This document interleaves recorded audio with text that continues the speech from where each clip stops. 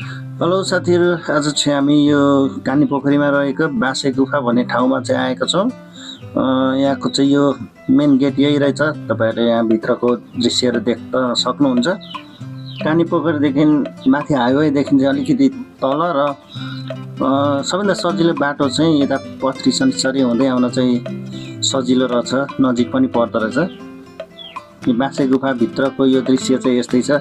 खासमा यो चाहिँ बाँस भएको यो बाँसघारी रहेछ। यसलाई नै यो बाँसे गुफा भनिएको रहेछ। यहाँनिरको यो बाँस पनि अलिक बेग्लै प्रजातिको जस्तो देखिन्छ। यदि तपाईँहरूलाई चाहिँ यो कुन प्रजातिको बाँस हो थाहा छ भने तल कमेन्ट गर्नुहोला साथीहरू। यहाँनिर आज खासमा छुट्टीको दिन पनि भएर होला एकदमै भिडभाड देख्न सक्छौँ र गर्मी पनि त्यस्तै छ। तर यो बाँसको छारी भएकोले गर्दाखेरि यो बाहिर जस्तो गर्मी त्यति अनुभव भएको चाहिँ छैन। शीतल शीतलै छ, तर मान्छेहरूको चाप चाहिँ धेरै देख्न सक्छौँ हामी, छुट्टी भएर पनि होला। यहाँनिर यो बाँस चाहिँ अब यो बाँसको बनोटले गर्दाखेरि यहाँनिर गुफै गुफा जस्तो देखिँदो रहेछ। यस आज छुट्टीको दिन यहाँनिर एकदम रमाइलो दृश्यहरू देख्न सकिन्छ। सबैजना आफ्नो आफ्नो ग्रुपमा आफ्नो आफ्नो संसारमा व्यस्त भए जस्तो देखिन्छ। यहाँनिर सबैजना टिकटक बनाउने टिकटक बनाइरहेछन् है, नाच्ने नाचिरहेछन्, ब्लग बनाउने बनाइरहेछन् र फ्यामिली पिकनिक आउनेहरू पनि आफ्नो तरिकाले रमाइरहनु भएको छ। जस यहाँको दृश्य हेर्दा चाहिँ एकदम रमाइलो है, सबैजना आफ्नो आफ्नो काममा होइन आफ्नै संसारमा जस्तो देखिन्छ। यो बाँसको बनोट हेर्नु त साथीहरू, यो बाँस चाहिँ कुन प्रजातिको हो यदि थाहा छ भने कमेन्ट गर्नुहोला। र यो ठाउँ चाहिँ जस यता फेरि आन्टीहरूको बेग्लै ग्रुप छ, उहाँहरू पनि जस विभिन्न एज ग्रुपका होइन, सानादेखि वृद्धहरू सबैजनाको चाहिँ यहाँ उपस्थिति देखिन्छ। जस रमाइलो छ। धेरैजनाहरू चाहिँ टिकटक बनाउनमा व्यस्त देख्यौँ हामीले। म तपाईँलाई यो बाँसे गुफाको सबै ठाउँहरू होइन भिडियोमा देखाउने छु, पुरा हेर्नु होला साथीहरू। र तपाईँहरू पनि जाने प्लानमा हुनुहुन्छ भने चाहिँ पथरी शनिश्चरी गएर होइन त्यहाँबाट पश्चिमतिर आएर एउटा झुलेङ्गे पुल क्रस गर्नु भने ठ्याक्कै यहाँ पुगिने रहेछ। हाइवेको बाटो चाहिँ हिलो बाटो हुन्छ होइन, पानी हालेको छ नि हिलो हिलो हुन्छ, पानी हालेको छैन धुलोले बिजोक भएको छ। त्यही भएर शनिश्चरीको बाटो चाहिँ सेफ जस्तो लाग्यो मलाई चाहिँ। र साथीहरू यतातिरको यो दृश्यहरू पनि हेर्न सक्नुहुन्छ। सबैजना चाहिँ व्यस्त देखिनुहुन्छ। यहाँनिर बाँसको यो बनोट नै एकदम एक्स्ट्रा छ क्या यहाँनिर नि। यता टिकटक बनाउनेहरूको हुल बेग्लै छ। यो बाँस चाहिँ के को प्रयोगमा आउँछ खै नि,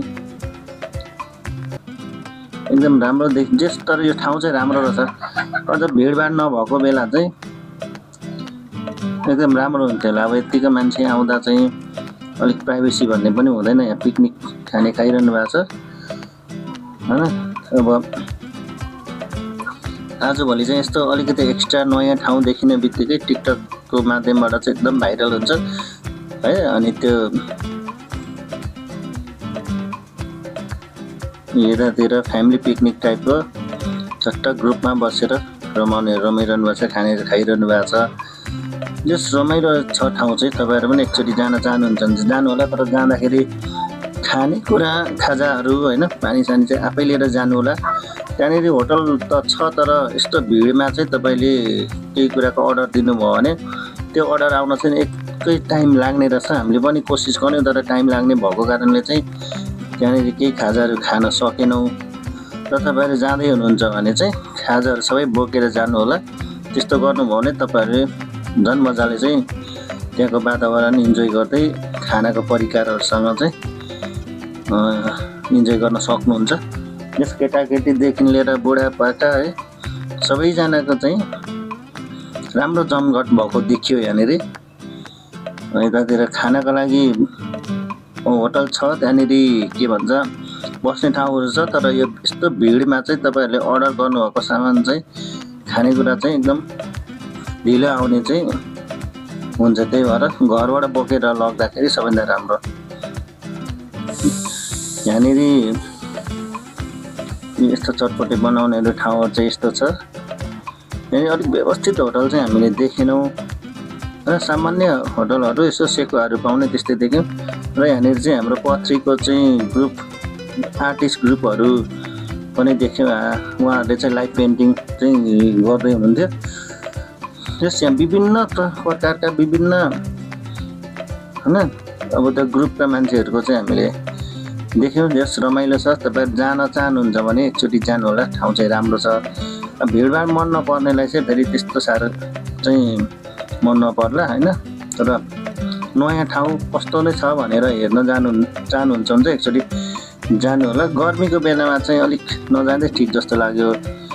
गर्मी चाहिँ एकदमै थियो बाटोमा, तर त्यो भित्र पुगेपछि त्यस्तो बाहिरको जस्तो गर्मी चाहिँ अलिक थिएन। त्यही भएर साथीहरू ठाउँ चाहिँ समग्रमा राम्रै छ, तर अब अलिक भाइरल भएको कारणले गर्दाखेरि भिडभाड चाहिँ एकदमै थियो होइन।